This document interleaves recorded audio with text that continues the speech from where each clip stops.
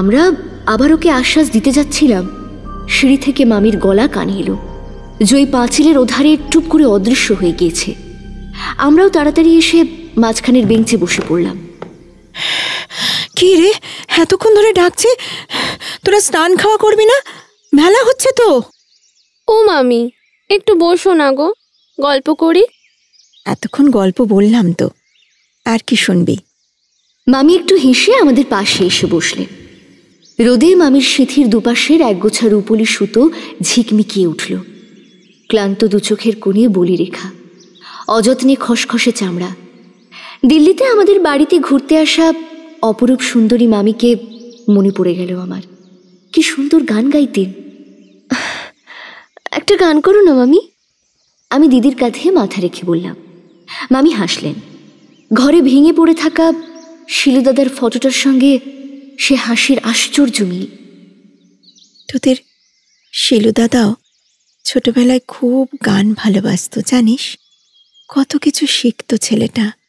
আঁকা, গান, ফুটবলের ক্লাসে নিয়ে যেত তোদের মামা। আধো আধো গলায় বলতো, বড় হলে আর্টিস্ট হব, গায়ক হব, ফুটবলার হব, সব হব। কিছুতেই মন বেশি দিন টিকত না। হয়তো আমাদেরই ভুল, প্রথম থেকেই সমস্যাগুলো চিনতে পারিনি। যখন পারলাম, অনেক দেরি হয়ে গিয়েছে। মামির চোখের কোলে দুকুচি হীরের দানা চকচক করে উঠল।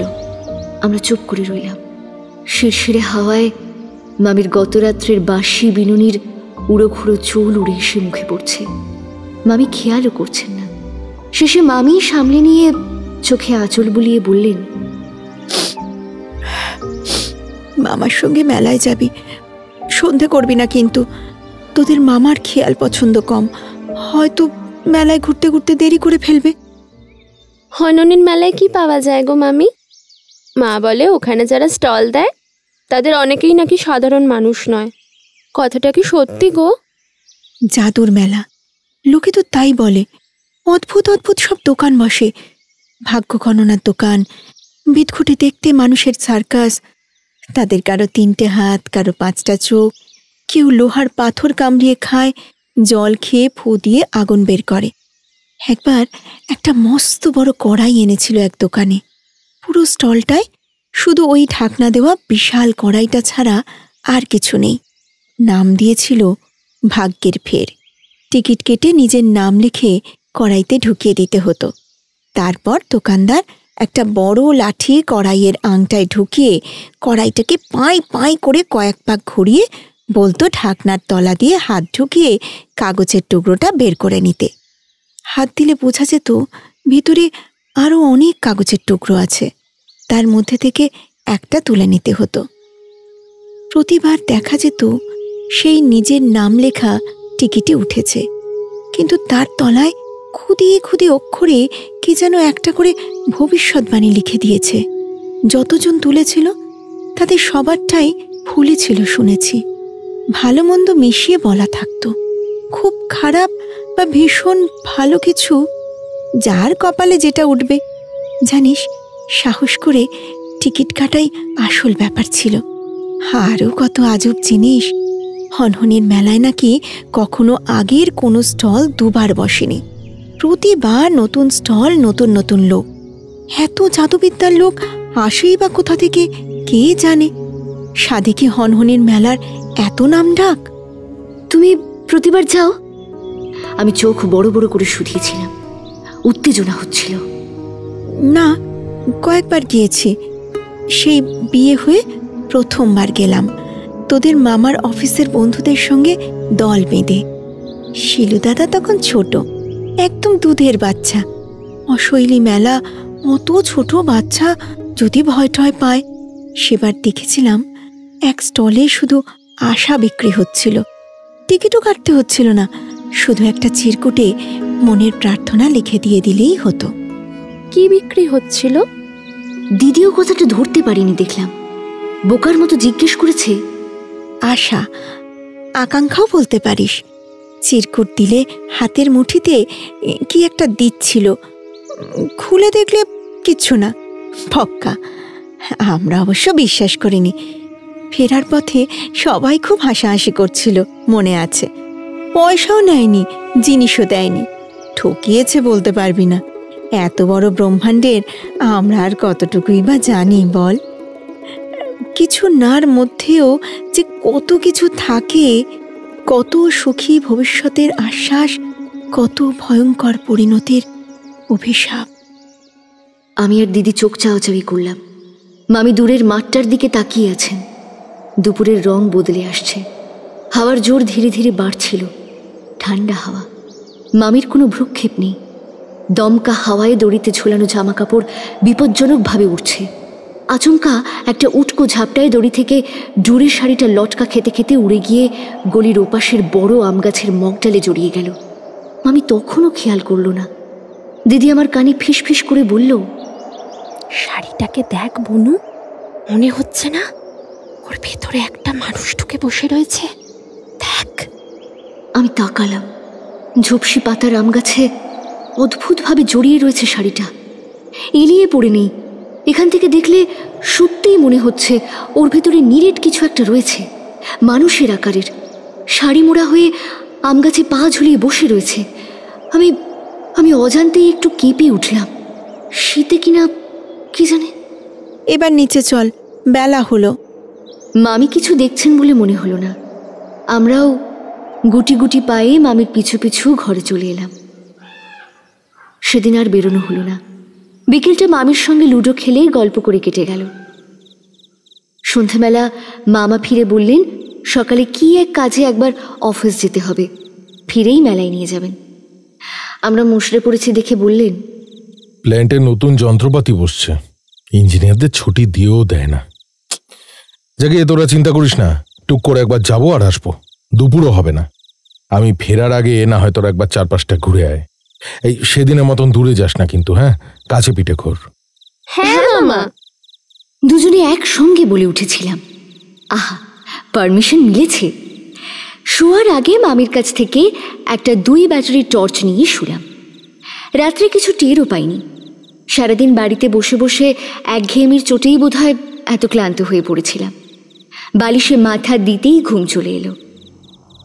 ঘুমের মধ্যে কখন যেন দিদি একবার খিঞ্চেছিল, ধাক্কিয়ে কিছু বলার চেষ্টাও করেছিল। এমন নেশার মতো ঘুম তাতেও ভাঙেনি। টের পেয়েছি, চোখ খুলতে পারিনি। একেবারে ঘুম ভাঙল সেই সকালে। ঘরের দেওয়াল ঘড়িতে তখন 6:30 বাজে।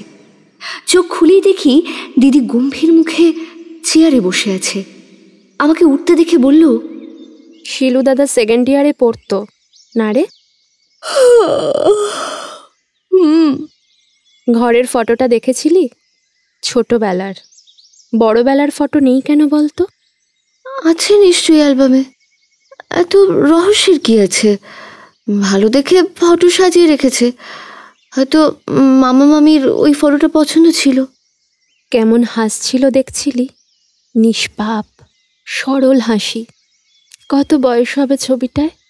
2-3 বছর হয়তো। শিলুদার ওই বয়সটাই মামা মামির পছন্দের ছিল। তারপরের শিলুদাকে ওরা আর মনে রাখতে চায়নি।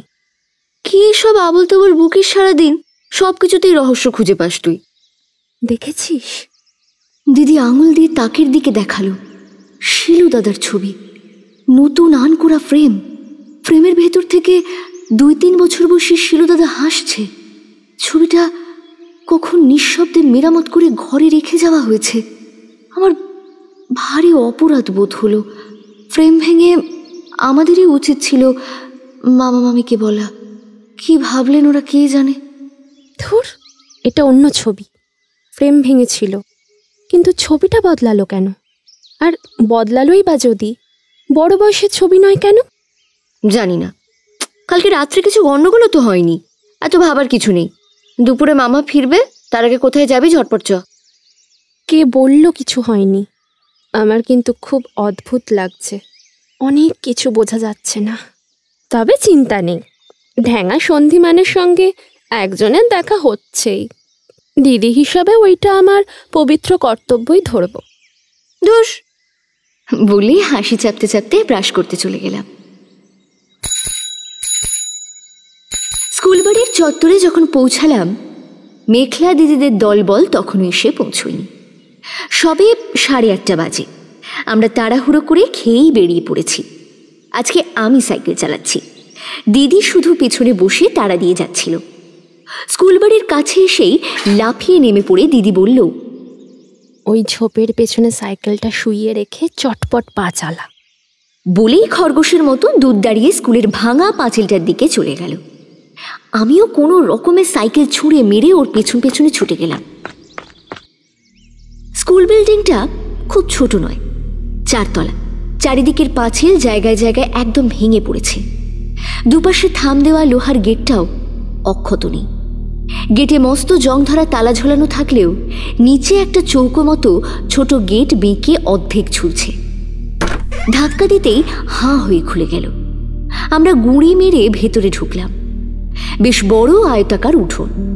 উঠোনে বড় বড় কয়েকটা গাছ, শুকনো পাতা পড়ে জঞ্জাল হয়ে রয়েছে। উঠোনের 3 দিক ঘিরে স্কুল বিল্ডিং, টানা বারান্দা। বাড়ির অবস্থা দেখে বিশেষ সুবিধের বলে মনে হলো না। বহুকাল এখানে কেউ আসেনি বোঝা যায়। জায়গাটা কেমন থমথম করছিল। বাইরে ঝকঝকে শীতের সকালের মিঠে রোদ, পাখির ডাক গেট দিয়ে ঢোকা মাত্র মুহূর্তেকে যেন ব্লটিং পেপার দিয়ে শুষে নিয়েছে। বড় গাছের নিরিবিলি ছায়ায় জায়গাটা স্যাঁতস্যাঁতে হিম ঠান্ডা। একটা পাখির ডাকও শোনা যায় না। আমার মনে হলো উঁচু বারান্দার পেছনে ঘরগুলো থেকে ছায়া ছায়া কারা যেন পিছলে বেরিয়ে এসে আমাদের লক্ষ্য করছে। আনাচে কানাচে অগুন্তি চোখ যেন আমাদের দিকে নজর রাখছিল। দিদি উঠোনের ঠিক মাঝখানে থমকে দাঁড়িয়ে রইল। আমি কাছে গিয়ে দাঁড়াতেই দূরের দিকে দেখালো সিঁড়ি। আমি কিছু বলার আগেই দিদি সেই দিকে পা বাড়িয়েছে। ছুটে গিয়ে ফিসফিস করে বললাম, মামি বলেছিল বারান্দাগুলো ভাঙা, মনে আছে? ওপরে চল বনু, ঘরগুলো দেখতেই হবে। দিদি যেন ঘোরের মধ্যে বলল। আমার দিকে তাকালো না, হন হন করে সিঁড়ি বেয়ে উঠতে শুরু করেছিল। অগত্যা আমিও চললাম। সিমেন্টের মেঝের জায়গায় জায়গায় ফাটল ধরেছে। ধারের কিছু জায়গায় বড় বড় চাঙড় খসে পড়ে জং ধরা শিক বেরিয়ে পড়েছে। আমি সাবধানে দিদিকে ধরে ধরে পা ফেলছি। ভয় করছিল সব ভেঙে না পড়ে। অত বড় সিঁড়ি আমার পা ফেললেই কাঁপছিল। দিদি দোতলায় না থেমে সিঁড়ি বেয়ে সোজা 3 তলায় এসে থামল। সামনে সারি সারি পরিত্যক্ত ক্লাসরুম। দিদি সোজা হেঁটে 3 নম্বর ঘরটায় ঢুকে দাঁড়ালো। সারি সারি কাঠের বেঞ্চ, ডেস্ক পাতা। স্কুল বন্ধ হয়ে যাওয়ার পরেও এগুলো কেন কেউ নিয়ে যায়নি কে জানে। মাথার উপরে 3টে ফ্যানও রয়ে গিয়েছে। খোলা জানালায় পাল্লা নেই। মেঝেতে রাজ্যের ধুলো আর আবর্জনা। দিদি বিড়বিড় করে বলল, এটাই মনে হচ্ছে, এটাই কি? আমি অবাক হয়ে বললাম। দিদির হাব ভাব অচেনা লাগছিল। চারিদিকে ঘুরে ঘুরে কি যেন খুঁজে চলেছে। একটা দেওয়ালের সামনে দাঁড়িয়ে দিদি আবার বলল, হ্যাঁ এটাই। কাছে গিয়ে দেখি চুনকাম করা পুরনো দেওয়ালে কাঠকয়লা দিয়ে কে যেন লিখে রেখেছে শিলাদিত্য মজুমদার। ভয়ঙ্কর অবাক হয়ে দিদির দিকে তাকালাম। কিছু জিজ্ঞেস করার মতো অবস্থা ছিল না। দেওয়ালে ড্যাম্প ধরে জায়গায় জায়গায় চোকলা উঠে গিয়েছে। কয়েক জায়গায় পলিস্তারা খসে ইট বের করা। ময়লায় ঝুলে চুনকামে ছোপ পড়েছে। তার মধ্যে এত ছোট লেখাটা আমারও নজরে পড়েনি। কারোরই পড়ার কথা নয় আগে থেকে না জানলে। এ ঘরে শিলু দাদার নাম লেখা থাকবে সেটাই বা দিদি জানলো কেমন করে? স্বপ্ন দেখেছিলাম কাল রাত্রে। তোকে বললে হয়তো বিশ্বাস করতিস না, তাই নিয়ে এলাম সঙ্গে করে। বলার মতো তেমন কিছু ছিলও না। কি দেখেছিলাম জানি না। সকালে উঠে দেখলাম স্বপ্নের প্রায় কিছুই মনে নেই। তবে এত জীবন্ত ছিল স্বপ্নটা, উঠেও ঘোর কাটছিল না। তারপর দেখলাম শুধু এই ঘরটাকে মনে আছে, শুধুমাত্র এই ঘরটাকে। কিভাবে আসতে হবে, কোন তলায়, সব কিছু যেন নিজের চোখে দেখেছিলাম। মানে এই ঘরটাতেই শিলু দাদা? আমি বলতে গিয়েও থমকে গেলাম। দিদির স্বপ্নে আগেও অনেক জিনিস দেখত, সেগুলো পরে কিছু কিছু ঘটেওছে, যদিও সেগুলো খুবই সাধারণ সব ঘটনা। স্বপ্ন না দেখলেও সেসব ঘটবে জানা অস্বাভাবিক ছিল না। কিন্তু এটা কি দেখেছিলে একেবারেই মনে পড়ছে না। আমি আশা নিয়ে শুধলাম। জোর করে না, জোর করে বেশি ভাবতে গেলে মাথাটা ধরে যাচ্ছে, নিঃশ্বাস নিতে কষ্ট হচ্ছে আমার, কষ্ট হচ্ছে। ছাড়, এখানে তো সবই জানা ঘটনা। শিলু দাদারা এখানেই রাত কাটিয়েছিল, হয়তো বন্ধুদের সঙ্গে অ্যাডভেঞ্চার করতে। তার পরের ঘটনা তো সবাই জানি, খবরের কাগজেও বেরিয়েছিল নাকি। এখানে খোঁজার তো আর কিছুই নেই। তারপর চিন্তাচ্ছন্ন মুখে দাঁড়িয়ে রইল। আমি ভয়ে ভয়ে বললাম, চল না দিদি, মেঘলাদিরা হয়তো এতক্ষণে এসে পড়েছে। আমার কথা শেষ হওয়ার আগেই খোলা জানালা দিয়ে একপাল ঝোড়ো বাতাস এসে ঘরে ঢুকে পড়ল। তারপর ধুলো, পাতা, আবর্জনার মধ্যে ঘূর্ণি পাকিয়ে ফ্যানগুলো দুলিয়ে মুহূর্তের মধ্যে দরজা দিয়ে বেরিয়ে গেল। একরাশ ধুলো বালি চোখে মুখে এসে পড়েছে। চোখ বুজে ফেলেছিলাম, তাকিয়ে দেখি দিদি তখনও পাথর হয়ে দাঁড়িয়ে রয়েছে। বাইরে ঝড় উঠল নাকি, ঘরটা যেন আগের থেকে বেশি অন্ধকার লাগছিল। বাইরে মেঘের ছায়া। আমার চোখে কেমন ধাঁধা লেগে গেল। খালি মনে হচ্ছিল দিদির পেছনে ঘরের কোণটা যেন একটু বেশি অন্ধকার। দিদির ছায়া কি দেওয়ালে পড়েছে? মেঘলা দিনেও ঘরের ভেতরে কি অত অত কালো ছায়া পড়ে? দিদি, নিচে চল। নিজের গলার স্বরে নিজেরই বুক গুড়গুড় করে উঠল। এই শোন, তোর এত যদি তাড়া থাকে না, তাহলে তুই নিজে একা চলে যা। সব সময় আমার ল্যাংবট হয়ে ঘুরতে লজ্জা করে না তোর? সারাক্ষণ খালি দ্যাদা দ্যাদা। বিশ্রীভাবে ভেঙিয়ে ভেঙিয়ে বলছে দিদি। অন্য সময় হলে ভয়ঙ্কর অবাক হতাম। ঝগড়ার সময়ও দিদির এই রূপ কোনোদিন দেখিনি আমি। সেদিন কিন্তু রাগ হয়েছিল, প্রচণ্ড রাগ, সর্বগ্রাসী রাগ। কোত্থেকে পাঁজা পাঁজা রাগ এসে আমার পায়ের নখ থেকে মাথার চুলগুলো পর্যন্ত দাউ দাউ করে আগুনে জ্বালিয়ে দিল বটে। আমি না থাকলে এই মেয়েটার অস্তিত্ব কোথায়? এই উজ্জয়িনী মিত্রের মতো বাধ্য বোন না থাকলে স্কুলে ফার্স্ট গার্ল হয়েও কলাপিনী মিত্রকে কে পুজত? বাবা মা ওকে বেশি ভালোবাসে বলে অহংকারে মাটিতে পা পড়ছে না। পরশুই তো আমি না থাকলে মরতে বসেছিল। এত বড় সাহস ওর! বনু, এই বনু। দিদির গলার স্বরে হুঁশ ফিরতেই মাথাটা টলে গেল। আমার দু হাত দিদির গলায় বেশ কষে বেড় দিয়ে আছে। তাতে দিদি আলতো হাত রেখে অবাক চোখে তাকিয়ে আছে। চেনা ছোঁয়ায় আমার ঘোর কেটে গেল। দু চোখে অগাধ উৎকণ্ঠা আর বিস্ময় নিয়ে দিদি আমার দিকে তাকিয়ে আছে। নিজের দাঁতের ঘস ঘস শব্দে কানের পর্দা ছিঁড়ে দিচ্ছে। এ কি?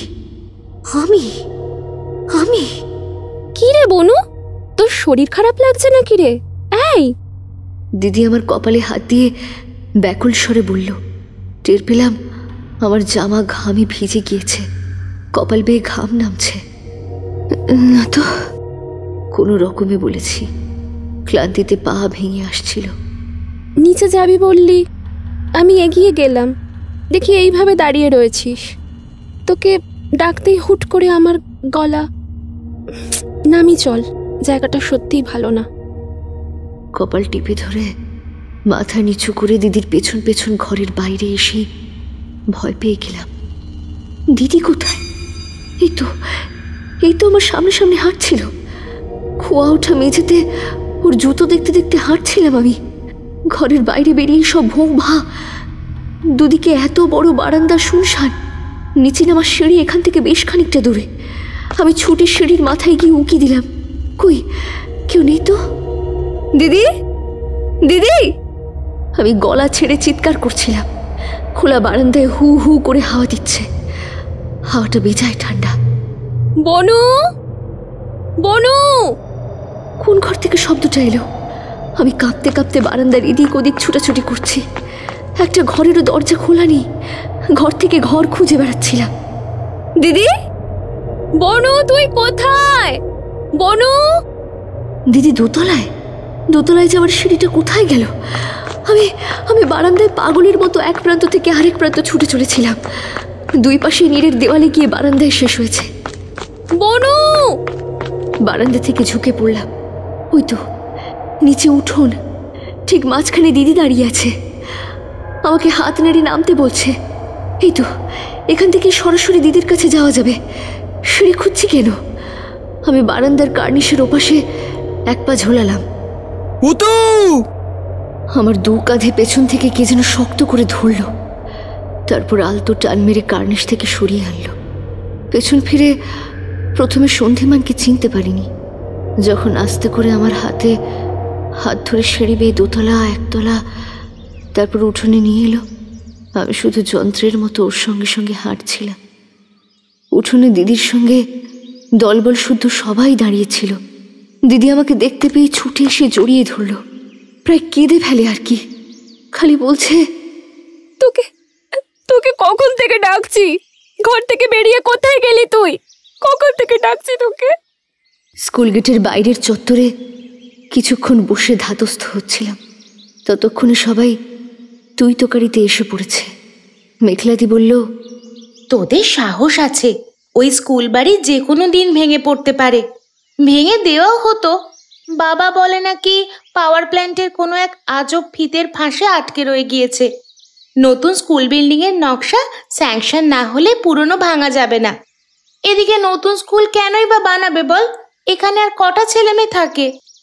সোমদা বিকট উৎসাহে বলল, হ্যাঁ রে, তোরা ওই 8B ক্লাসরুমে গিয়েছিলি না? 3 তলার ওই 3 নম্বর ঘরটায়, ওই ঘরেই তো মার্ডারটা হয়েছিল। কি দেখলি? মার্ডার মানে? শিলু দাদাদের তো অজ্ঞান অবস্থায় পাওয়া গিয়েছিল শুনেছিলাম। কলেজের বন্ধুদের সঙ্গে বসে নেশা টেশা করছিল, ঠান্ডায় বুকে নিউমোনিয়া বসে। এই সমুদার সব কিছুতে বিদঘুটে কৌতূহল। দেখছিস ওরা এখনো হাঁপাচ্ছে। আর কি বা দেখবে? 4 বছর আগের ঘটনা, পুলিশ নিশ্চয়ই কিচ্ছু ফেলে রেখে যায়নি। লুকোচ্ছিস কেন? অনেক দিনের কথা, ওরা জানলেই বা কি যায় আসে? সবাই জানে, কেউ বলে না সে অন্য ব্যাপার। শোন কুটু, সেদিন শুধু তোদের শিলু দাদা নয়, আরও 3টে ছেলেও কিন্তু মারা গিয়েছিল। সব ওর কলেজের ওই হোস্টেলের বন্ধু, অন্য রাজ্যে বাড়ি সবার। শিলাদিত্যদাই তো মেরেছিল, তারপর নিজেও ড্রাগসের ওভারডোজে। সমু! রাকাদি চাপা গর্জন করে ওকে থামিয়েছে। তারপর আমাদের দিকে তাকিয়ে বলল, দেখ, আমরা তখন ছোট, প্রায় উত্তর বয়সী, সব তো জানি না। বড়রা সব চুপচাপ ঘটনাটাকে ধামাচাপা দিয়ে দিল। তারপর এখনকার স্কুলটা বন্ধ হয়ে গেল। শুনেছি টিচাররাও আর ওর স্কুলে ঢুকতে চাইতেন না। অদ্ভুত অদ্ভুত সব গুজব ঘুরে বেড়াতে লাগলো। আমাদের বাইরের বোর্ডিংয়ে পাঠিয়ে দেওয়া হলো। বুঝিসই তো, গুরুবেত্তায় জাদুর মেলা বসে। এখানে লোকে অনেক কিছু বিশ্বাস করে। তোমরা কেউ পরে কোনোদিন যাওনি স্কুলটা? আমরা হলে তো পুলিশ চলে গেলেই ঢু মারতাম। না, আমার অন্তত অত সাহস নেই বাবা। এখানের কেউই ওখানে ভুল করেও ঢোকে না। স্কুলটা এমনিতেও কেমন যেন ছিল, ক্লাস করতে গিয়ে অনেকেই ভয় পেয়েছে। ওই ঘটনার পরে সবাই ধরেই নিল স্কুল বাড়িটাই ভালো নয়। ভূত টুত নয়, কিন্তু বিল্ডিংটাই খারাপ জিনিস টেনে আনতো। গুরুবেত্তায় সবাই তাই বিশ্বাস করে। আজকে ভাগ্যিস কুটুর গলা শুনে সন্ধিমান তোদের খুঁজতে ঢুকেছিল। মেঘলাদি চোখ বড় বড় করে বলল। আমি আর চোখে সন্ধিমানের দিকে তাকালাম। বেরিয়ে এসে অবধি ছেলেটা একটা কথাও বলেনি। এখন চিন্তামাখা মুখে ধীরে ধীরে বলল, হ্যাঁ, কুটুর গলা শুনেছিলাম। মুশকিল হচ্ছে আমি কিন্তু উজ্জয়িনীর গলা শুনতে পাইনি। দুজনেই দুজনকে খুঁজছিল। খোলা বারান্দা, নিচের উঠোন থেকে অন্ততপক্ষে সিঁড়ি দিয়ে ওঠার সময় ওর গলা শুনতে পাওয়া উচিত ছিল, কিন্তু পাইনি। বেলা বাড়ছিল, আমরা উঠে পড়লাম। আজকে দেরি করা চলবে না। আবার আড্ডা দিতে আসার কথা দিয়ে যখন বাড়ি ফিরলাম 11টা বেজে গিয়েছে। আশ্চর্য, মামি কিন্তু আজকে বকলেন না। প্রশ্রয়ের সুরে বললেন, স্বাভাবিক, ছুটিতে ঘুরতে এসে তোদের বয়সী ছেলে মেয়ে ঘরে বসে থাকবে এই আশা করাটাই তো ভুল। তাড়া দিয়ে স্নান খাওয়া সারানোর মধ্যেই মামা চলে এসেছেন। আমরা সেজে গুজে মেলায় যাব বলে তৈরি হলাম। বেরোনোর আগে মামি আমাদের দু বোনকে একপাশে ডেকে নরম গলায় বললেন, মেলায় অনেক অদ্ভুত স্টল দেখবি, অনেক কিছু কিনতে ইচ্ছে করবে। যত ইচ্ছে ঘোর, দেখ, কিন্তু খবরদার কিচ্ছু কিনবি না। পয়সার ব্যাপার নয়, অনেক জিনিসে পয়সা লাগবেও না। তবে খুব সাবধান, হনহনির মেলায় বিপদের জিনিস চেনা যায় না। শুধু দেখবি আর ফিরে আসবি, কেমন? এক মুহূর্তের জন্য মামার কাজ ছাড়া হোস না কিন্তু। দুগ্গা দুগ্গা। আমার তখন মনের মধ্যে তুবড়ি ফুটছে। আসার সময় সন্ধিমান সবার কান বাঁচিয়ে বলেছে, বলছি একটু সাবধানে থাকলে ভালো হয়। মেলায় কিন্তু আমি থাকবো না, হ্যাঁ? চিন্তা হবে। দিদিকে কুটু তুই বললেও আমার জন্য উজ্জয়িনী আর ভাববাচ্য বরাদ্দ হয়েছে। আমার মনে সব ভয় ডর উড়ে গিয়ে শুধু একটা দারুণ আনন্দ ঘুরে ফিরে বেড়াচ্ছিল। দিদি বার কয়েক সব জানতার মতো তাকালেও টের পাচ্ছি মুখটা থেকে থেকে হাসি হাসি হয়ে যাচ্ছে। না হেঁটে লাফিয়ে চললে ভালো হয়। বেশিক্ষণ অবশ্য হাঁটতে হলো না। টোটো স্ট্যান্ড থেকে একটা গাড়ি ধরে মামা সোজা হনহনির মাঠের সামনে এনে দাঁড় করিয়ে দিলেন। হনহনির মেলায় ঢুকতে টিকিট লাগে না। মুখে লাল নীল রংমাখা খেটে ধুতি পরা একটা লোক গেটের ভেতরে দাঁড়িয়ে লোক ঢোকাচ্ছিল, কাউকে কাউকে ফিরিয়েও দিচ্ছিল। কেন কে জানে? যাদের ঢুকতে দিল না তারা বাধ্য ছেলের মতো বিনা বাক্য ব্যয়ে ফিরে চলে যাচ্ছে।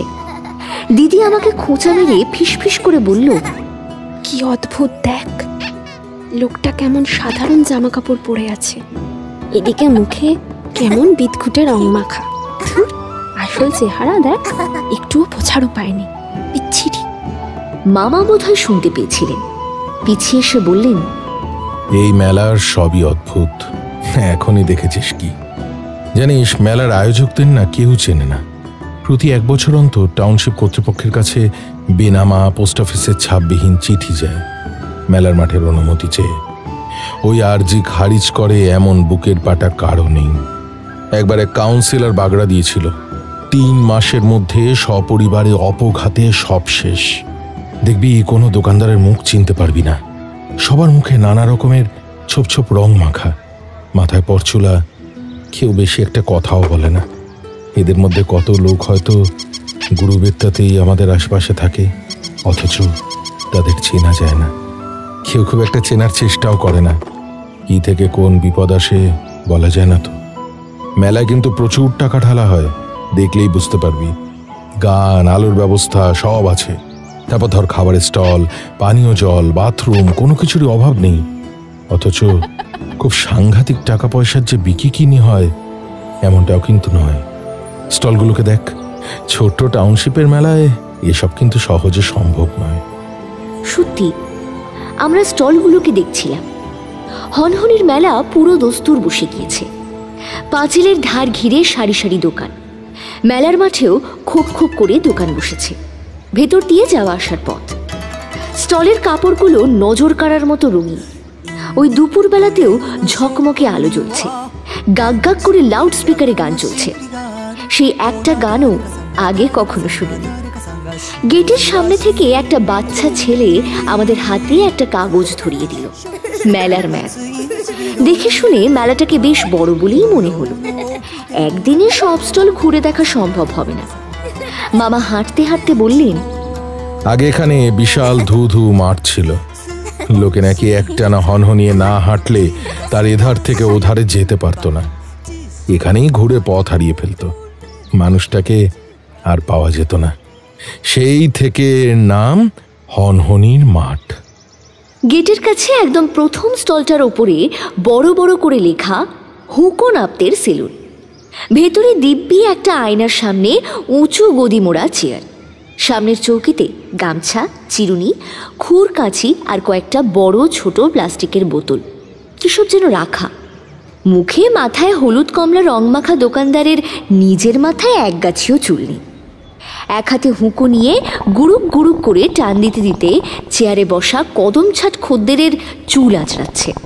আর প্রতিবার চিরুনির টানে তার মাথার চুল আধ হাত করে লম্বা হয়ে যাচ্ছে। দেখতে দেখতে সেই লোকের চুল মাটিতে লুটোতে থাকলো। আর হুঁকো নাবতে চোখের পলকে এক হাতেই তাতে বেশ একটা খাপপানা করে কাঁচি দিয়ে কুচকুচ করে এপাশ ওপাশে কেটে দিল। আমরা স্টলের এক পাশ থেকে হাঁ করে দেখলাম লোকটার মাথায় কি সুন্দর ফোলানো ঘাড় পর্যন্ত চুল ছাটা হয়েছে। রোগা লোকটাকে দেখতে অনেকটা ক্যালেন্ডারের যীশু খ্রিস্টের মতো লাগছে। হুঁকো নামতে হুঁকো টানতে টানতে পাশে ঝুলানো ফর্দের দিকে আঙুল দেখালো, তাতে অদ্ভুত সব ছাঁটের নাম লেখা। আমরা মাথা নেড়ে না বলে সেখান থেকে সরে এলাম। দিদি চাপা গলায় বলল, কি দরকার বাবা, বড় সাধের চুল আমার। তারপর ঘুরে ঘুরে কত স্টলে যে দেখলাম। দোকানের নামগুলো বেশ মজার। আংটির খেলাতে ভিড়ের মধ্যে একটা আংটি গড়িয়ে দিচ্ছে। আংটি গিয়ে এক একবার এক একজনের পায়ে ঠেকতে সেই মানুষ যেন দড়ির টানে হুড়মুড়িয়ে দোকানে এসে পড়ছে। তারপর দোকানদার নিজের আংটি তুলে নিয়ে মানুষটার আঙুলে ঘুরিয়ে ঘুরিয়ে একটা সুতো বেঁধে দিতেই সুতোটা বেশ ঝকমকে একটা আংটি হয়ে যাচ্ছিল।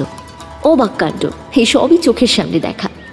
মামা বললেন, ওই আংটিতে কি আছে কে জানে, হয়তো খুব খারাপ বা ভীষণ ভালো কিছু। চলে আয় কুটু, তু কাছাকাছি থাকলে যদি আংটি এসে ধরে। আয় আয় আয়। আমরাও চটপট সরে এলাম। আরও ছিল মর্জি দর্জির দোকান। এ গলায় ফিতে ঝোলানো একটা লোক খরিদ্দারের মাপ নিয়ে তাদের হাত পা কান নাক ছেটে মনোমতো করে দিচ্ছে। এক ফোঁটাও রক্তারক্তি হতে দেখলাম না। বাইরের ফর্দে দেখলাম হাত পা কান মাথা সব ইঞ্চি প্রতি ছাঁটার দাম লেখা রয়েছে।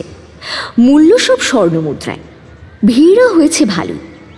লোকে এত স্বর্ণমুদ্রা কোত্থেকে পাচ্ছে খুঁজতে গিয়ে দেখি মেলার এক কোনায় একটা একতলা বাড়ির সমান মেটে হাঁড়ি, তার পেটের কাছে মস্ত এক খোঁদল, ওপরে কাগজে আঁকা বাঁকা হরফে টাকা স্বর্ণমুদ্রা লেখা। মামা আপন মনে বলল, বড় লোকেদের ব্যাপার স্যাপার বলে এগিয়ে গেলে। যেমন খুশি সাজতে অবশ্য কাটাকুটি বাদে শুধুই বেশ সুন্দর করে সাজিয়ে দিচ্ছিল। ফর্দ দেখে স্বর্ণমুদ্রা দিলে মাথায় একটা কালো কাপড় দিয়ে ঢেকে দেওয়া, তারপর কাপড়টা তুলে নিতেই ভেতর থেকে কি সুন্দর সব সাজগোজ করা পুরুষ মহিলা বেরোচ্ছিল। অবশ্য তাদের বেশিরভাগকেই আর খুব একটা চেনা যাচ্ছিল না। এক অল্প বয়সী ভদ্রমহিলা কালো কাপড়ের তলা থেকে বেরোনোর পরে মাকে চিনতে না পেরে তার ছোট্ট বাচ্চার কি হাপুস কান্না। এদিকে ভদ্রমহিলার স্বামীর মুখ দেখে মনে হচ্ছে তিনিও পারলে কেঁদে ফেলেন। আমারও মনে হলো যিনি কাপড়ের ভেতরে ঢুকেছিলেন তিনি মাথায় যেন বেশ একটু খাটো ছিলেন। যাকে শুধু সোনার মোহরেই কিন্তু সব দাম চোকানো হয় না, মামা উদাস মুখে বললেন। আমরাও পায়ে পায়ে কেটে পড়লাম। সব স্টলে অবশ্য সাংঘাতিক নয়। কুড়িয়ে পাওয়া 14 আনাতে মেলার মাঠ থেকে হাবি জাবি যা কিছু হোক একটা কুড়িয়ে এনে দিলেই দোকানদার সেটার বদলে একটা খুদে টিনের ডিব্বা দিচ্ছিল। তার থেকে ইয়াব বড় একটা করে ফুল গাছ বেরোচ্ছে, এক একটার এক এক রকমের। লোকজন খুশি মনে সেগুলো আবার সেই 1.5 ইঞ্চি ডিব্বায় ভরে নিয়ে যাচ্ছিল। আমার বেশ ভালোই লাগলো, কিন্তু মামা কিছুতেই কিছু নিতে দিলেন না। শেষমেশ আমরা ছিল রুমাল লেখা স্টলের সামনে গিয়ে মামাকে ধরে পড়লাম। কিছুই না, শুধু পকেটের রুমালটা স্টলের টেবিলে নিয়ে পাতলেই রুমালটাকে মুড়ে তুড়ে এক একটা ছোট মতো জন্তু বানিয়ে দিচ্ছে। আমাদের চোখের সামনে কতজন বিড়ালছানা কুকুরছানা নিয়ে গেল, একজন তো একটা বেজিও পেয়েছিল। সে দিব্যি পোষ মানা হয়, তার কাঁধে চেপে আপেলের টুকরো খেতে খেতে চলে গেল, কিন্তু মামা নারাজ। ওগুলোর একটাকেও আসল জন্তু বলে ভেবেছিস? ঘরে রাখবি, তারপর দেখবি রাত বেরিয়েতে ভ্যানিশ হয়ে গিয়েছে। অথবা আরো খারাপ, হয়তো বিড়ালটা ছোট কেদো একটা বাঘ হয়ে গেল, তখন। মামা গাল চুলকে বললেন। আমরাও ভারী মুষড়ে পড়লাম। বাবা দুজনকে 2 মাসের হাত খরচ আগাম দিয়ে দিয়েছেন মেলার জন্য। এদিকে মামা ইচ্ছাপূরণ স্টলেও ঢুকতে দেননি। এমন মেলায় এসে কিছু না কিনলে কেমন লাগে। অবশ্য ততক্ষণে খিদেও পেয়ে গিয়েছে। দিদি এতক্ষণ ম্যাপ ঘাটছিল, দেখে টেখে বলল, চলো মামা, পেটুকটুকে যাই। পেটুকটুক স্টলের মাথায় নামের তলায় বেশ কায়দা করে লেখা টুকটুক করে খান। সেখানেও দোকানের সামনে এত মানুষের ভিড়। ভেতরে সারি দিয়ে বেঞ্চ আর টেবিল পাতা। তাতে পেট চুক্তি যত ইচ্ছে খাওয়া যায়। শুধু খাবার শেষে একটা মস্ত বড় চোঙার মধ্যে আওয়াজ করে ঢেকুর তুলতে হবে। সেই আওয়াজ দোকানদারের পছন্দ হলে খাবারের দাম দিতে হবে না, আর পছন্দ না হলে উগড়ে সব খাবার ফেরত দিতে হবে। যাচ্ছে তাই ব্যাপার একেবারে। তবে দু একজন যারা খাবার ওগড়ালো তাদের মুখ থেকে দেখলাম আস্তে আস্তে সব খাবার দাবার বেরোচ্ছে, সব নিখুঁত, যেন এক্ষুনি সেগুলোকে শোক এসে সাজিয়ে ফেলা যাবে। লোকগুলো যদিও কাহিল হয়ে পড়ল, দেখে শুনে দিদি মুখ বেজার করে বলল, ইস, ওগুলোই আবার পরের জনকে খেতে দেবে নাকি? বাবা গো। সামনেই দেখলাম মেলায় ঢোকার আরও একটা গেট। মামা বললেন, বাইরে আলু কাবলি রোলের দোকান দেখছি। যাকে মেলার চৌহদ্দির বাইরে হলে আর গড়বড়ের কিছু নেই, যত অনাসৃষ্টি এই মাঠের ভেতরে ঢুকলেই। কুটু উতু, তোরা বোন একটা কাজ কর, এই বাঁশিওয়ালার সামনে দাঁড়া, বুঝলি? আমি চট করে খাবারটা নিয়ে আসি। এই কোথাও নড়বি না যেন, বিজায় খিদে পেয়েছে। আমি এক্ষুনি যাচ্ছি, এক্ষুনি আসছি, এখানেই দাঁড়া। কয়েকটা স্টলের ফাঁকে মাটিতে চাদর বিছিয়ে বসে এক বাঁশিওয়ালা বাঁশি বাজাচ্ছে। ময়লা ফতুয়া, মাথায় গামছা দিয়ে ফেট্টি বাঁধা হাড়জির চিরে এক মানুষ। তার মুখের কালো সাদা রং ছাড়া আর বিশেষত্ব বলতে তেমন কিছু নেই। না আছে কোনো রংচঙে দোকান, না দোকানের অদ্ভুতুরের নাম, কিছুই নেই। তাও আমার মনে হলো এখানে কি মেলে তা বোধহয় কাউকে বলে দিতে হয় না। এক মনে বাঁশি বাজাচ্ছে লোকটা। বাঁশির সুর মেলার রং, আলো কলতানের ফাঁকেই ঘুরে ঘুরে বেড়াচ্ছে। কানে যাওয়া মাত্র একজন দুজন করে লোক এসে বাঁশিওয়ালার চারপাশে গোল করে দাঁড়িয়ে পড়ছিল, মন্ত্রমুগ্ধের মতো। তাদের চোখে মুখে অনাবিল আনন্দ, যেন জগতের কোনো দুঃখ কষ্ট আর তাদের কোনো দিন স্পর্শ করতে পারবে না। নিজেদের সমস্ত অপ্রাপ্তি তারা মুহূর্তে ভুলে সুরে ভাসিয়ে দিয়েছে। চট করে একবার মেলার গেটের দিকে তাকালাম। বাইরের খাবারের স্টলের সামনে বিস্তর ভিড়। মামা খুব তাড়াতাড়ি ফিরতে পারবেন বলে মনে হচ্ছে না। আমি পায়ে পায়ে বাঁশিওয়ালার সামনে গিয়ে দাঁড়ালাম। আহ, কি অদ্ভুত মিষ্টি সুর! দিদি আমার কোনোই খামচে বলল, এই, কোথাও যাবি না বনু, আমি একবার টয়লেটটা ঘুরে আসি। ওই তো এই স্টলগুলোর পেছনেই, কোথাও যাবি না একা একা। দিদি ম্যাপটা আমার নাকের সামনে নাড়ালো। আমি একবার ঘাড় কাত করি আবার সুরে ডুবে গেলাম। চাইলেও কোথাও যেতে পারবো না। বাঁশির সুর আমার পা দুটোকে মাটিতে সেঁটে রেখেছে। মনের মধ্যে কোথা থেকে কুলকুল করে একটা খুশির পাহাড়ি নদী বেরিয়ে আমার হৃৎপিণ্ডটাকে ভিজিয়ে দিল। খালি মনে হতে লাগলো, ইচ্ছে পূরণে কি একবার যাওয়া যায় না? কিছুই তো নয়, নিজের কগাছি চুল আর একটা স্বর্ণ মুদ্রা, এসব দিলেই হয়তো যা চাইবো তাই পাওয়া যাবে। আচ্ছা, কি চাইবো? যদি চাই সন্ধিমান সারা জীবন আমার কাছে থাকুক, একমাত্র আমাকে ভালোবাসুক। ঠিক কতক্ষণ ওই অপার্থিব সুরে বুঁদ হয়ে দাঁড়িয়ে দাঁড়িয়ে দিবা স্বপ্ন দেখছিলাম জানি না। মামার গলার স্বরে চটকা ভাঙল। মামা দুই হাতে 3টে রোল আর জলের বোতল নিয়ে সসেমিরা হয়ে দাঁড়িয়ে আছেন, আর মেলার আওয়াজের ওপরে চিৎকার করে বলছেন, এই উতু, উতু, তোর দিদি কোথায়? ভাগ্যিস পেছন থেকে ঠিক তক্ষুনি ছুটতে ছুটতে দিদি এসে পড়েছে। হাঁপাতে হাঁপাতে বলল, টয়লেট খুঁজতে গিয়েছিলাম গো মামা, খিদে পেয়েছে, চলো খেতে যাই। মামা আমাদের হাতে রোল ধরিয়ে চিন্তার স্বরে বললেন, এইসব সুরের সামনে বেশিক্ষণ দাঁড়ানো ভালো নয়, চল চল খেয়ে ফেরা যাক। রোল খেতে খেতে আরও একটু মেলা ঘোরা হলো। সন্ধে গড়িয়ে রাত হচ্ছে। মেলায় আরও নতুন নতুন রং বেরঙের আলো জ্বলে উঠেছে। এক জায়গায় বিভিন্ন গলায় মজার মজার কথা বলা বেলুন বিক্রি হচ্ছিল। তারই দুটো কিনে আমাদের হাতে ধরিয়ে দিলেন মামা। এবার চল, বাড়িতে মামি চিন্তা করছে। কালকে আরেকবার আসবো মামা, তোমার তো ছুটি। টোটোতে বসে আমি আমতা আমতা করে বলছিলাম। মামা মাথা নেড়ে বললেন, হনহনির মেলায় বছরে একবার আসা যায় রে মা, সবাইকে ঢুকতে দেয় না, দেখলি তো। একবার ঘুরে এলে সে বছরে আরেকবার ঢুকতে পারবি, সেই আশা প্রায় নেই বললেই চলে। পরের বছর তো আবার আসবি গুরুবেত্তে, আবার নিয়ে আসবো। আমি নিজেই তো কত বছর পর এলাম। আমরা নিরাশ মুখে বসে রইলাম। এই মেলায় এত অল্পে মন ভরে না। হাতের বেলুনটাকে নাড়াতেই সেটার ভেতর থেকে খিলখিল করে হেসে একটা বাচ্চার গলা বলল, আসছে বছর আর হবে না। মামা নরম গলায় বললেন, কিছু কেনা হলো না বলে মন খারাপ করিস না। হনহনির মেলা একটা অভিজ্ঞতা, দেখবি শুনবি। জিনিসপত্র কিনলে বিপদ, কিসের মধ্যে কি লুকিয়ে থাকে। তোরা ছোট, ভালো মন্দ কিছু একটা হয়ে গেলে আমি তোদের মাকে কি জবাব দেবো বলতো? মোড়ের মাথায় টোটো থেকে নামা অবধি সব ঠিক ছিল। বাড়ির সামনে আসতেই দুমদাম শব্দে বেলুন দুটো ফেটে গেল একসঙ্গে। ঠিক বাড়িতে ঢোকার আগে মামা মনে হলো হাঁপ ছেড়ে বাঁচলেন। বললেন, জাগে জাগে, ওই হনহনির মেলার জিনিস বাড়িতে না ঢোকাই ভালো। আমি সোমবার অফিস থেকে আসার সময় তোদের জন্য খেলনা নিয়ে আসবো। ওই বাজারের ওদিকে বড় দোকান আছে, ওখান থেকে নিয়ে আসবো। আমরা যে খেলনার পক্ষে যথেষ্ট বড় হয়েছি সে কথা মামাকে আর বললাম না। থাক, যে যাতে আরাম পায়।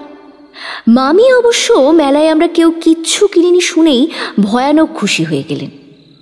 আমার কাছে খুঁটিয়ে খুঁটিয়ে সব দোকানের গল্প শুনলেন। তারপর খেতে দিতে দিতে বললেন, হনহনির মেলায় কোথা থেকে যে এত লোক আসে, খবরের কাগজে কোনো দিন এই মেলার খবর ছাপতে দেখিনি। তবুও মুখে মুখে দেশ জোড়া নাম। এই মেলায় গিয়ে জীবন ওলটপালট হয়ে যায়। তা জেনেও লোক আসার বিরাম নেই। তোমরা কখনো মেলা থেকে কিছু কেনোনি?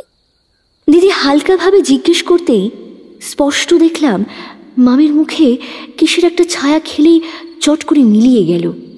সামলে নিয়ে বললেন, আমাদের ওপরের তলায় শুভ্রাদিরা থাকে। ওর বড় তোদের মামাদের ডিপার্টমেন্টের। একবার মেলার থেকে এক ছড়া মুক্তোর মালা সস্তায় কিনে এনেছিল। পায়রার ডিমের মতো এত বড় বড় সব মুক্তো সচক্ষে দেখেছি। মুক্তোগুলো খাঁটি। ওরা পরদিনই শ্যাকরার কাছে নিয়ে গিয়েছিল। তার ঠিক পরের পূর্ণিমায় মুক্তোগুলো ফুটে তা থেকে এই এত বড় বড় সাপ বেরিয়েছিল। কপাল জোরে শুভ্রাদি সে রাতে মালা খুলে ড্রেসিং টেবিলে রেখে ঘুমোতে গিয়েছিল। জেগে দেখে বিছানায় কিলবিল করছে শুধু সাপ আর সাপ। ওদের ছোট মেয়েটা সাপের কামড়ে মরে নীল হয়ে পড়েছিল। তারপরে সাপগুলো যে কোথায় গেল, সাপুড়ে বেঁধে এনেও আর একটাও পাওয়া যায়নি। সবাই বলল মালার দাম একটা তাজা প্রাণ, নিয়েই সব উধাও হয়ে গিয়েছে। ওদিকে বসেদের ছেলে সেই মেলায় গিয়ে দাঁড়িয়ে গেল। এখন বিলেতে মস্ত বৈজ্ঞানিক হয়েছে, পৃথিবী জোড়া নাম ডাক। এই মেলা যে কার জীবন কিভাবে বদলে দেয়, কতদিন ধরে দাম উসুল করে কেউ জানে না। আসলে জাদুর লোক হলেও দিনের শেষে ওরা ব্যবসায়ী। কেউ সৎ, কেউ কেউ অসৎ। বিকি কিনির সময় কে সত্যি বলল কে মিথ্যে বোঝা দেয়। গুরুবেদটাও আসলে তাই, ভালো মন্দ লোকজনে ভরা। কুটু তো তোরা 3 দিন আছিস, মামার বাড়িতে আরাম কর, ঘুমো, আমার সঙ্গে গল্প গাছা কর। বাইরের লোকের কি দরকার? আমি কালকেই তোদের একটু আশপাশটা ঘুরিয়ে আনবো। মনটা একটু খারাপই হয়ে গিয়েছিল। ঘোরার মেয়াদ আর মাত্র 3 দিন। কালকে রবিবার, বুধবারই ট্রেন ধরে বাড়ি। রাত্রে ঘুম আসছিল না। জানালা আজকেও ঠেসে বন্ধ। এদিকে ঘর মারাত্মক গুমোট হয়ে আছে। দিদিও ছটফট করছিল। ফ্যান চালিয়েও আরাম হচ্ছে না। এই ঘরটায় কোনো কারণে যেন হাওয়া বাতাস খেলে না। কিছুক্ষণ পরে ফ্যানটাও ঘুরতে ঘুরতে বন্ধ হয়ে গেল। দিদি তড়াক করে উঠে বসে বলল, লোডশেডিং। আমি মটকা মেরে পড়েছিলাম। এবার প্রায় আর্তনাদ করে উঠলাম। বড্ড গুমোট। দিদিকে ফিসফিসিয়ে বললাম, জানালা খুলে দি। না না, কোনো দরকার নেই, চল ছাদে যাই।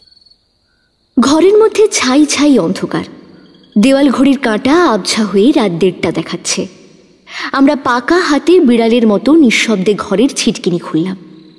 এইসব গোপন কাজকর্মে আমাদের বিলক্ষণ অভ্যেস আছে। পা টিপে টিপে মামা মামির ঘরের পাশ দিয়ে যাওয়ার সময় দুজোড়া আলাদা আলাদা নাসিকার ধ্বনি শুনে আশ্বস্ত হয়ে তেমনই অভ্যস্ত হাতে ফ্ল্যাটের সদর দরজা খুলে বাইরে বেরিয়ে দরজা টেনে দিলাম। শুনশান সিঁড়ি।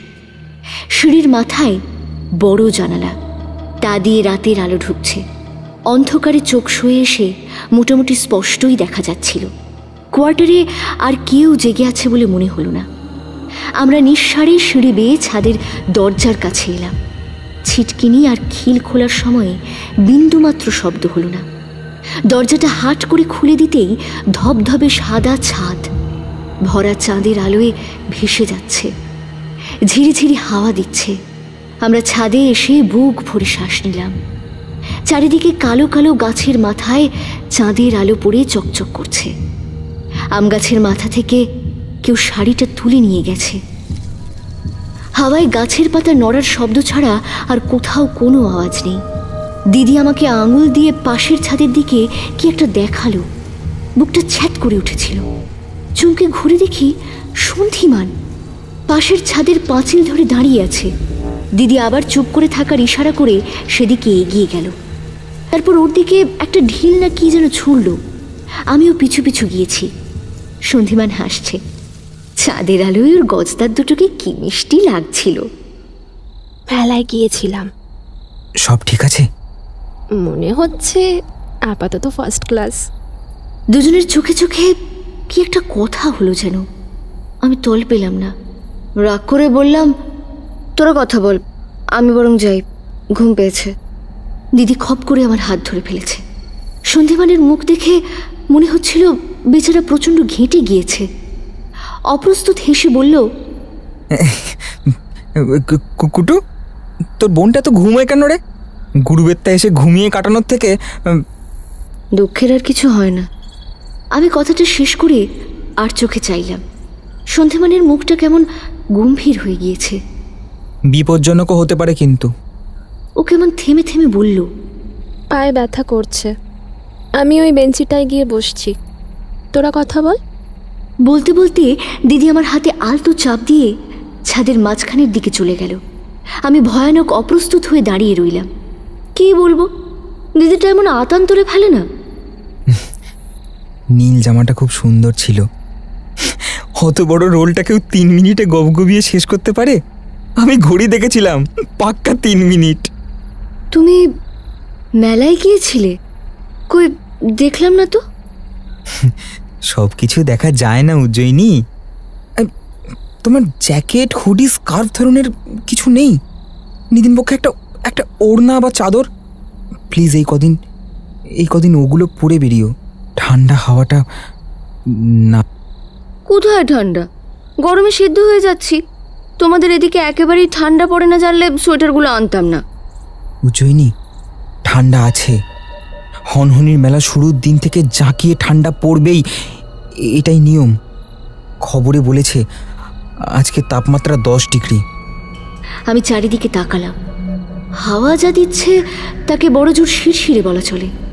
গুমোট গরমের মধ্যে জোলো ঠান্ডা বাতাসের ঝাপটা। 10 ডিগ্রি। আমি যা শীত কাতুরে সোয়েটার ছাড়া বাইরে এলে আমি স্রেফ জমে যাওয়ার কথা।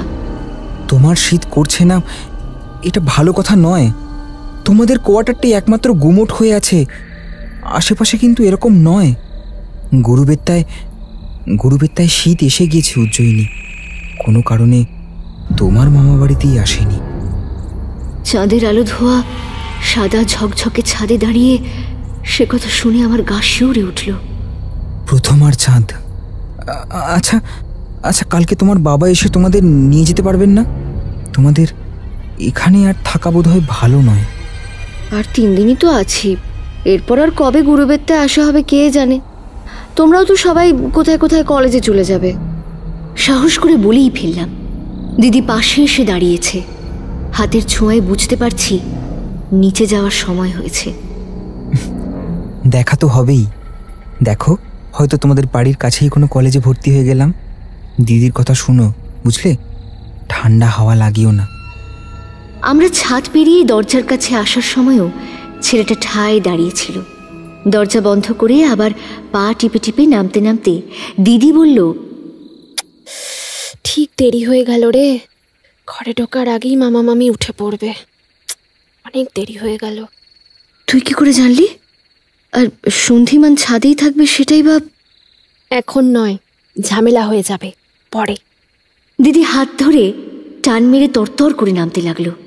জাদুকরের মতো দরজা দিয়ে পিছলে গলে নিজেদের ঘরে ঢোকার সঙ্গে সঙ্গেই বাইরে মামা মামির গলা পেলাম। একেবারে দম দেওয়া ঘড়ির মতো মাপার সময়। আমরা ঘরে ঢুকেছি, ওরাও নিজেদের ঘর থেকে বেরোচ্ছেন। আওয়াজ পেলাম। আমরা ততক্ষণে দরজায় খিল তুলে দিয়েছি। তার কয়েক মুহূর্তের মধ্যেই দরজায় ধাক্কা, মামির গলা পেলাম, কুটু, উতু। বেশ সময় নিয়ে ঘুম জড়ানো গলায় উত্তর দিয়ে যখন চোখ কচলাতে কচলাতে দরজা খুললাম, দেখি মামা মামি দুজনেই দাঁড়িয়ে আছেন। মামি উৎকণ্ঠার স্বরে বললেন, দরজার শব্দ শুনলাম, তোরা কেউ উঠেছিলি নাকি? না তো মামি, কি হয়েছে গো? চোর এসেছে নাকি? ওরে বাবারে! না না, ভয়ের কিছু নেই। বলতে বলতে মামা একটা লাঠি হাতে সদর দরজার দিকে চলে গেলেন। মামিও আমাদের আশ্বাস দিয়ে জানালাটা আবার টেনে দেখে চলে গেলেন। বল। ছিটকিনি তুলেই দিদিকে চেপে ধরলাম। বিশ্বাস কর, আমিও খুব ভালো বুঝতে পারছি না, শুধু মনে কু গাইছে। সকালে তুই যখন বাথরুমে গিয়েছিলি, মামাকে বলেছিলাম একবার বাবাকে ফোন করব। ভেবেছিলাম আজকে আমাদের নিয়ে যেতে বলবো, মেলা না দেখেই। মামা জানিস ফোন করতে দিল না, বলল ওদের ফোনটা নাকি খারাপ হয়ে গেছে, বাজারের দিকে গেলে ফোনের বুথ পাওয়া যাবে। মামা এও বলল, এখনই ফোন করার কি আছে, আমি রোজ অফিস থেকে খবর দিই তো। একেবারে মেলা দেখে এসে বাবা মাকে জমিয়ে গল্প শোনা, বুঝলি? আমিও আর চাপাচাপি করিনি, যদি সন্দেহ করে। আমাকে বলিসনি তো? কি সব বলছিস? মামা মামি এসব কেন করতে যাবে? ওদের কি আজ থেকে দেখছি? হয়তো সত্যিই ফোন খারাপ। আর সন্ধিমানও কি সব বললো বুঝলাম না। এই জন্যই তো বলিনি, ছোটবেলায় মামার খুব ন্যাওটা ছিলি তো। দিল্লিতে কাজে গেলে মামা তোর জন্য সব থেকে বড় খেলনা নিয়ে যেত, আর আজও তুই সেই ছোট উতুই রয়ে গেলি। 10 ডিগ্রি উতু, 10 ডিগ্রি। এই বাড়িতে ভ্যাপসা গরম, তোর অবাক লাগছে না? কি রে, অবাক লাগছে না বনু? না, আমার জন্য কেন? তোর জন্য মামা বড় খেলনা নিয়ে যেত। আসলে তুই হিংসে করেছিস, মামা মামি আমাকে বেশি ভালোবাসে বলে। এখানে এসেও একটা ছেলের তোকে নয়, আমাকে ভালো লেগেছে বলে। কেন যে কথাগুলো বলেছিলাম, কোন শয়তান ভর করে আমার মুখ দিয়ে মিছে কথাগুলো বলিয়ে নিচ্ছিল জানি না। ঘুমিয়ে পড়। দিদি একটা দীর্ঘশ্বাস ফেলে পাশ ফিরে শুয়েছিল। চোখের জলে বালিশ ভিজিয়ে আমিও কখন ঘুমিয়ে পড়লাম।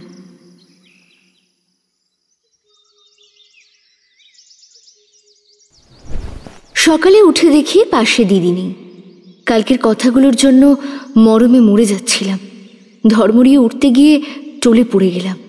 মাথা ভার ভার লাগছে, গলা শুকিয়ে কাঠ, নাক সর্দিতে বন্ধ, গায়ে হাতে পায়ে অসহ্য ব্যথা।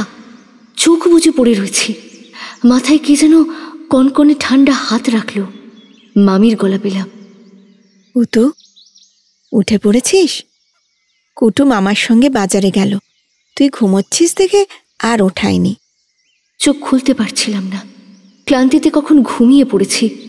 মাঝে ঘরের মধ্যে টুকটাক শব্দ কানে আসছিল। একটা টুংটুং করে ঘন্টার আওয়াজ পেলাম। মনে হলো কপালের উপর কে যেন খুব ঠান্ডা কি একটা রেখে দিয়েছে। ছেঁড়া ছেঁড়া স্বপ্ন আসছিল। একটা লম্বা মতো উঠোনে কারা যেন দাঁড়িয়ে আছে। আমি অন্ধকার ঘরের ভেতর থেকে দেখছি, প্রচণ্ড হাওয়ায় সব উড়িয়ে নিয়ে যাচ্ছিল। একটা 2-3 বছরের বাচ্চা ছেলে, তার মা তাকে প্রাণপণে জড়িয়ে ধরে আছে। হাতের বাঁধন খুলে বাচ্চাটা ছিটকে কোথায় চলে গেল। এক এক করে বাকি মানুষ দুটো গুঁড়ো গুঁড়ো হয়ে ঝড়ে মিশে যাচ্ছিল। প্রবল হাওয়া, উফ কি প্রচণ্ড হাওয়া! এত হাওয়ায় আমি নিঃশ্বাস নিতে পারছি না। চোখ খুলে প্রথমে কিছু ঠাউর করতে পারলাম না। মুখের উপর কনকনে ঝোড়ো হাওয়া ঝাপটে এসে পড়ছে। চারিদিকে থই থই অন্ধকার। পায়ের কাছে আবঝা রাতের আলোয় আয়তক্ষেত্র। জানালাটা হাট করে খোলা, হু হু করে ঠান্ডা হাওয়া ঘরে ঢুকছে। কোনো রকমে ওঠার চেষ্টা করলাম। রাত হয়ে গিয়েছে, সবাই কোথায়? ঘরে আলো জ্বলছে না কেন? দিদি, দিদি! আমি ক্ষীণ স্বরে ডাকলাম। ঠান্ডায় গলা বুঝে গিয়েছে, অসহ্য ব্যথা। উতু, উঠে পড়েছিস? কুটুও ঘরে ঘুমোচ্ছে, তুই ঘুমোচ্ছিস দেখে আর ওঠাইনি। গলাটা কেমন যেন লাগলো। দিদি ঘুমোচ্ছে, এখন কত রাত, শরীর খারাপ। দিদি অন্য ঘরে ঘুমোচ্ছে কেন? মামি, আলোটা জ্বালাও না। আলো তো জ্বলবে না। মামি কি ঘরে ঘুরে বেড়াচ্ছেন? গলার আওয়াজটা কোন দিক থেকে আসছে বুঝতে পারছিলাম না। ঘরের কোনো কোণা থেকে ভেসে এলো। 4 বছর হয়ে গেল ছেলেটা নেই। কারো খেয়াল আছে? সেই থেকে রাত্রে বাড়িতে আলো থাকে না, যাই করি। তাছাড়া আলো জ্বালিয়ে কি হবে? এইটুকুই তো স্মৃতি। আর কারো মনে আছে আমার ছেলেটা যে চলে গেল? গলাটা যেন হাহাকার করতে করতে অন্ধকারে ভেসে বেড়াতে লাগলো, ঘরের এ কোণা থেকে সে কোণা। আমি ভালো করে উঠে বসার চেষ্টা করতেই আমার মাথায় রাখা কি যেন একটা ধূপ করে বিছানায় পড়ে গেল। তুলে চোখের কাছে এনে দেখি একটা আইস ব্যাগ, ভেতরে বরফ ঠাসা। মামি। সবাই হেসে খেলে বেঁচে থাকলো, শুধু আমার ছেলেটা নেই। কেন বলতো তো? কি দোষ করেছিলাম আমি? অনহনির মেলা কত লোকের জীবন গড়ে দেয়, শুধু আমার ছেলের জীবনকেই অভিশপ্ত করে দিল। কি চেয়েছিলাম বল? অসুস্থ বাচ্চাটা যেন একটু সুস্থ থাকে, এইটুকু। এতেই আমার অপরাধ হয়ে গেল। ভীষণ ভয় করছিল, মনে হচ্ছিল এই ঘর থেকে বেঁচে বেরোতে পারবো না। এই খাট থেকে আর কোনো দিন নাম হবে না। মা, বাবা, দিদি কাউকে আর কখনো দেখতে পাবো না। খোলা জানালা দিয়ে ঝড়ের তীব্র শিশির শব্দ আসছে, হাওয়ায় এমন কান্নার শব্দ হয়। প্রবল আতঙ্কের মধ্যেও আমার মাথার মধ্যে থেকে কে যেন বারবার বলছিল, উতু, মাথা ঠান্ডা রাখ, সাহস কর, আমি আছি, আমরা আছি। কে বলছিল জানি না। মনে হলো মামিকে কথায় ভুলিয়ে রাখতে হবে। ভুলিয়ে যদি একটু সময় পাওয়া যায়। শরীরে অসহ্য যন্ত্রণা চেপে কোনো রকমে বললাম, শিলদাদা তো সুস্থই ছিল মামি, মেলা তো কথা রেখেছিল। ছাই রেখেছিল। অতটুকু 2 বছরের শিশু মেলা থেকে ফিরেই কেমন বদলে গেল। আমরা যদি প্রথমে বুঝতাম, কিভাবেই বা বুঝবো বলতে পারিস? শুধু একটা চিরকুটে মনের প্রার্থনা লিখে দিয়েছিলাম, ছেলেটা যেন অন্য সব বাচ্চার থেকে বেশি সুস্থ থাকে। দোকানদার হাতের মুঠোয় 1 খাবলা হাওয়া ধরে দিল, মুখে বলেছিল সবার স্বাস্থ্য ও নেবে। সে ছেলে অন্য মানুষ হয়ে ঘরে ফিরল। ওইটুকু বাচ্চার চোখ মুখে নিষ্ঠুর, মারতো, ধরতো, আজব আজব উপায় বের করতো কষ্ট দেওয়ার। ঘরে একটা পোষা বেড়াল, কুকুর, পাখি কিচ্ছু রাখতে পারতাম না, বিশ্রীভাবে মেরে ফেলতো। চোখে চোখ রাখলেও। ছেলের শরীর অবশ্য সেরেছিল, কোনোদিন একবারও সর্দি কাশিতে পর্যন্ত ভোগেনি। আমরাও ভাবলাম ছেলে ডানপিটে হচ্ছে, সবল হচ্ছে বুঝি। পাড়া স্কুলে কেউ মিশত না ছেলেটার সঙ্গে। ওর বয়ে যাওয়াতে গুরুবেত্তার মানুষগুলোর দোষ নেই? বলো তো, সত্যি করে বল। হ্যাঁ মামি, আছে তো। সাবধানে বললাম। মাথাটা আমার টলছে। কোনো রকমে খাট থেকে নামতে পারলে ছুটে দরজার কাছে যেতে কতক্ষণ লাগবে? তারপর যদি এক ছুটে। পয়সাও নেয়নি, জিনিসও দেয়নি, ঠকিয়েছে বলতে পারবি না। ছেলে যত বড় হলো, গুরুবেত্তার আবহাওয়া বদলে যেতে থাকলো। যখন তখন ভয়ঙ্কর ঝড় হতো, বছর বছর বাড়ছিল। আর কেউ খেয়াল না করলেও আমি করেছিলাম। এত বড় ব্রহ্মাণ্ডের আমরা কতটুকুই বা জানি বল? কিছু নার মধ্যেও কত কিছু থাকে, কত ভয়ঙ্কর পরিণতির অভিশাপ। সেই অভিশাপ একা বয়ে বেড়াবো কেন? এই সমাজ ভাগ করে নিক। যে হাওয়ায় আমার ছেলেটাকে টেনে নিল, সেই হাওয়ার দাম একা আমি চুকাইনি। আমি 1 পা মাটিতে নামিয়েই শিউরে উঠলাম। মেঝেতে কনকনে বরফ গলা জল, পা ছোঁয়াতে ব্রহ্মতলে পর্যন্ত ঝাং করে উঠল। যন্ত্রণায় মাথা ছিঁড়ে যাচ্ছে, সর্বশরীরে কাঁপুনি দিয়ে উঠল। কাঁপতে কাঁপতে আমি খাটের মধ্যেখানে মুখ গুজে বসে রইলাম। খাটের চারিদিকে কে যেন ঘুরপাক খাচ্ছে। জানলার সামনে দিয়ে বারবার একটা ছায়াকে চলে যেতে দেখলাম। এত তাড়াতাড়ি মামি কি করে ঘুরছেন? দমকা হাওয়া এসে লাগছে আমার গায়ে। টেনে টেনে মামির গলাটা বলল, উতু, ঠান্ডা লাগছে? তোর নিউমোনিয়া হয়েছে উতু।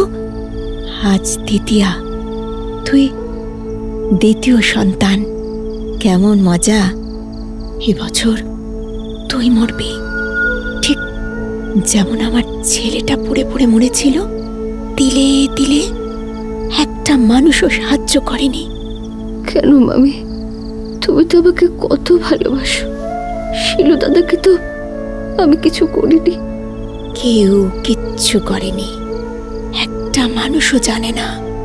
জানিস তো, এই খেলার কোনো নিয়ম নেই, থাকলেও আমি তো জানি না। তাই প্রতিবার এক এক রকম করে দেখি, হাওয়ার শিকার ধরে নিই। হাওয়াটা যতদিন গুরুবেত্তায় থাকবে, নৈবেদ্য পাক বছর বছর দাম দিতে হবে না? মা, দিদি, দিদি রে! প্রাণের মায়া ছেড়ে চেঁচিয়ে উঠলাম। দমাস করে দরজাটা খুলে গেল। খিল দেওয়া ছিল না। তোর মামির মাথা ঠিক নেই রে উতু। মামার বিষণ্ণ গলা পেলাম। যদিও কাউকে দেখতে পাচ্ছিলাম না, বাইরের ঘর নিশ্ছিদ্র অন্ধকার। অন্ধের মতো হাতড়ে হাতড়ে বললাম, মামা, মামা, মামি কেমন করে? তোর মামির মাথার ঠিক নেই, ভাবে হাওয়ার ভর হয়। কি জানি সত্যি কি হয়। বাধা দিস না, বাধা দিস না। যা করে করুক, একটু কষ্ট হবে, তারপর দেখিস আর কোনো কষ্ট নেই।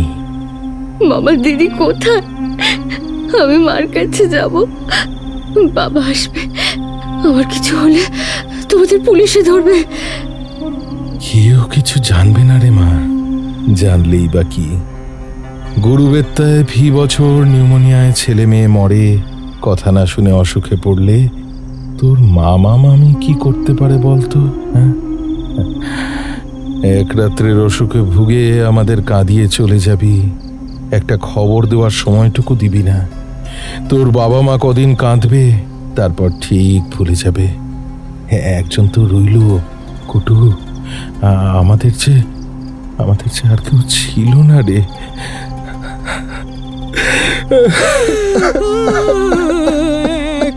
ঘরের মধ্যে দরজার চৌকাঠ থেকে দুটো গলা একসঙ্গে কেঁদে উঠল। সেই বিজাতীয় কান্নার শব্দে আমার জমাট হয়ে আসা রক্ত আরো একটু জমে গেল যেন। এতদিন কেউ জানিনি, এখনো কেউ জানবে না।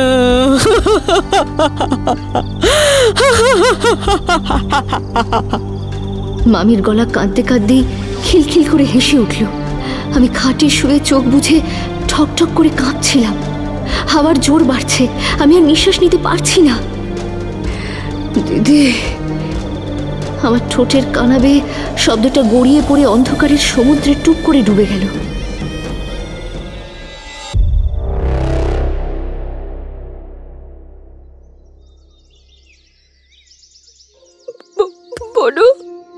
কত দূর, দুঃস্বপ্নের পার থেকে দিদির গলা শুনতে পেলাম। চোখ খুলতে পারলাম না। আমিও জানি, আমরা সবাই জানি, আপনারা কাউকে বোকা বানাতে পারবেন না। বনু, এই বনু, বনু রে, বনু চোখ খুলে না, বনু, বনু, এই বনু চোখ খুলে না, বনু, বনু চোখ খুলনা, বনু, কি হয়েছে তোর? এই বনু চোখটা খুলনা রে, কি হয়েছে একটু দেখো না ওর।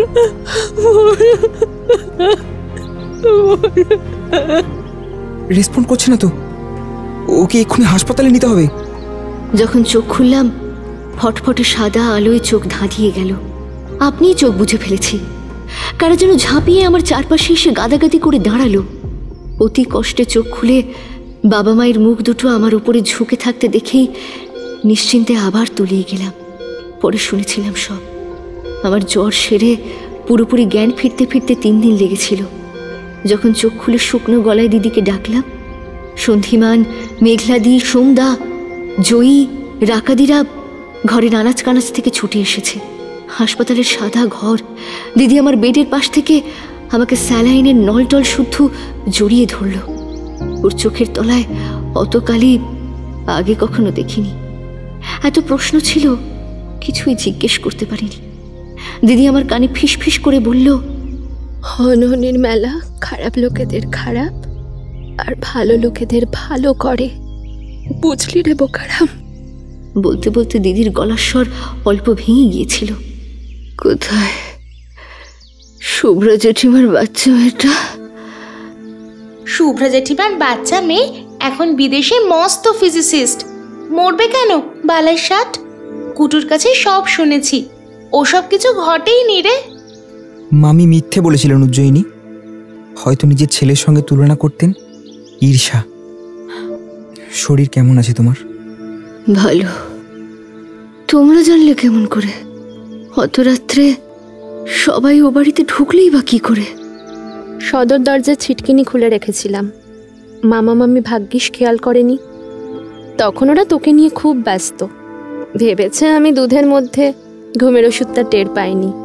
ঘুমোচ্ছি বোধ হয়, ফোনটাও খারাপ ছিল না।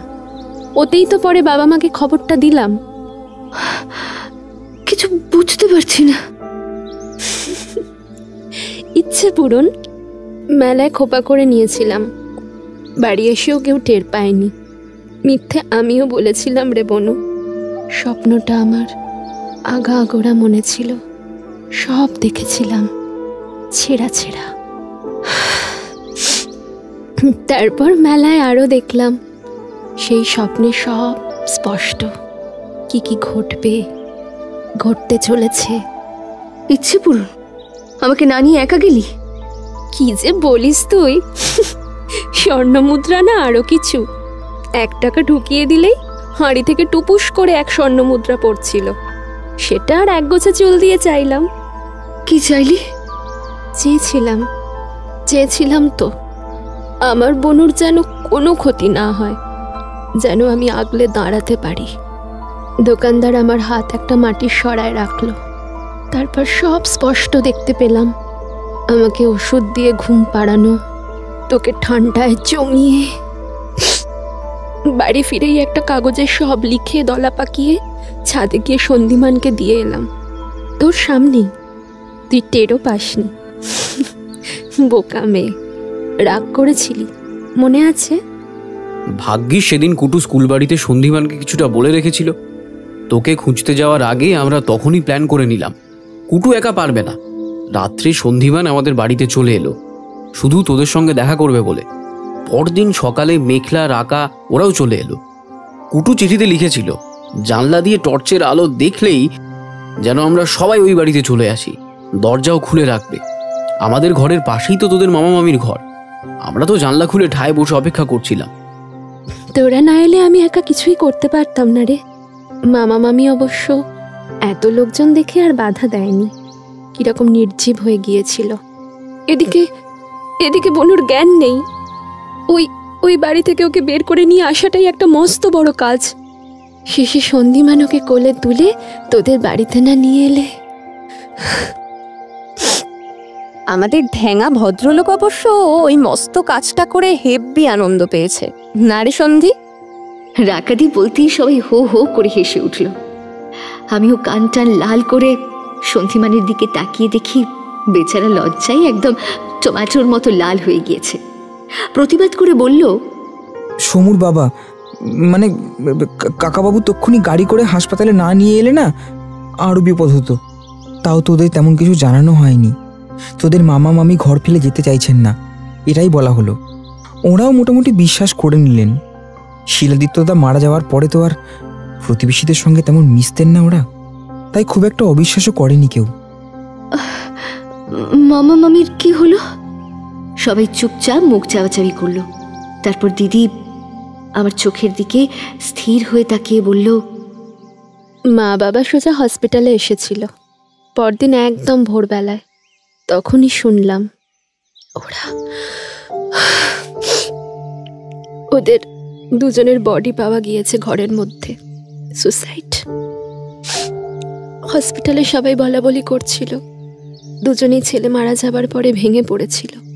তারপর ওদের বাড়িতে তোর এমন অবস্থা হবার পরে আর নাকি ধাক্কাটা নিতে পারেনি। আমরাও আর কেউ কিছু বলিনি, বাবা মাকেও না। সবাই চুপচাপ বসে রইলাম।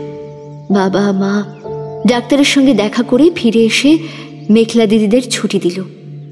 আমিও নাকি আর 1-2 দিন পরেই ছাড়া পাবো।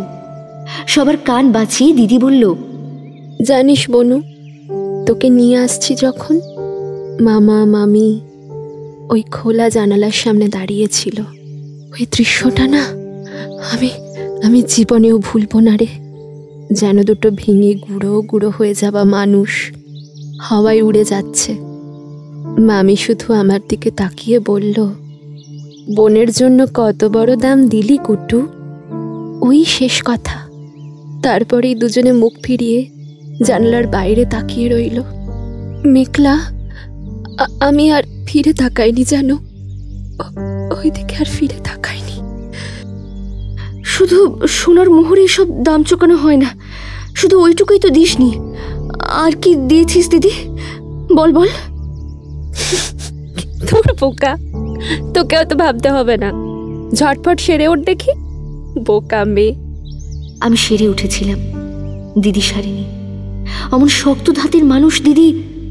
আমি নিয়ম করে বছরে 2-1 বার জ্বরে ভুগলেও জ্ঞানবোধি দিদিকে অ্যাজমা ছাড়া অন্য কোনো অসুখে পড়তে দেখিনি। সেই দিদি বাড়ি ফিরেই বছর ভোর অসুখে ভুগতে লাগলো। নিয়ম করে শরীর ভেঙে গেল। পড়াশোনাটাও আর তেমন করে। পর্দা ঠেলে সন্ধিমান ঢুকে মুচকি হেসে বলল, কি তোদের মা আবার সেই গল্প শোনাচ্ছে? তোদের মাসিমণি পড়াশোনায় খুব ভালো ছিল, বুঝলি? হয়তো আরো অনেক কিছু হতে পারত। তোদের মা সেই দুঃখটাই ভুলতে পারে না। স্বাভাবিক, ভালোবাসা বড় কঠিন কাজ। আচ্ছা বাবা, তোমরা আর পরে কখনো গুরুবেত্তায় যাওনি? হনহনির মেলা আজও হয়? আমাকে দুজন 1000তম বার প্রশ্নটা করছে। আরে হয় হয়, নিশ্চয়ই যাবি। আরে তোর মাই যেতে চায় না। খারাপ হাওয়াটা যদিও আর নেই, দাম চোকানোর লোক দুটো চলে যাওয়ার পরে সেই হাওয়াও গুরুবেত্তা থেকে কোথায় চলে গেল। তবে মেলা কিন্তু আজও বসে। তবে সাবধান, হনহনির মেলায় বিপদের জিনিস চেনা যায় না। শুধু দেখবো আর ফিরে আসবো।